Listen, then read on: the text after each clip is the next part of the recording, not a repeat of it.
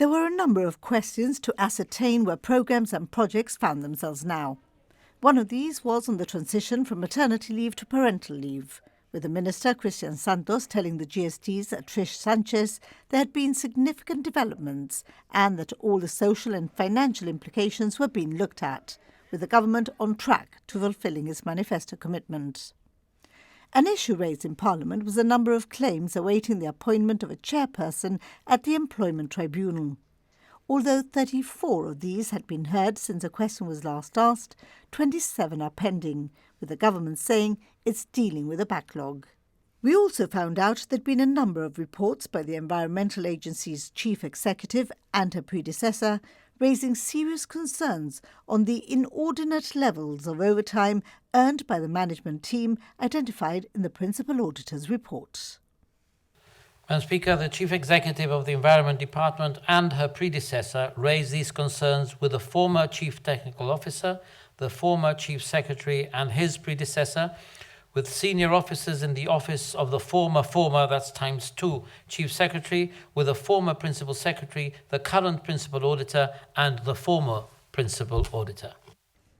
Consultation on the refurbishment of Casement Square continues, with opposition member Craig Saccarello questioning why all stakeholders had not been consulted, contrary to the government's manifesto. On education, the government said it was flexible in extending the leaving age at St. Martin's School.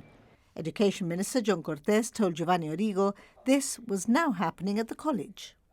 The government, he said, was looking at an upskill programme and at the possible relocation and enlargement of St. Bernadette's and the Dr. Hiraldi home. As part of these exchanges, it was revealed in Parliament that pest control had to be called to St. Martin's School after rats had been spotted on the premises. Well, good news on cars registered last year, with over 75% of these either hybrid or electric. The government expressed confidence it would be able to cater for charging points and that Gibraltar would not fall behind.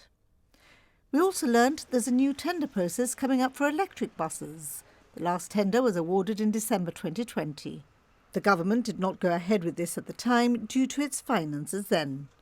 4 years on, it believes there could be better options available.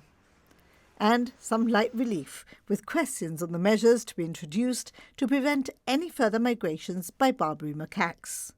Works will be carried out on the fence by the frontier to ensure monkeys can't jump from it, and spikes could be added to it.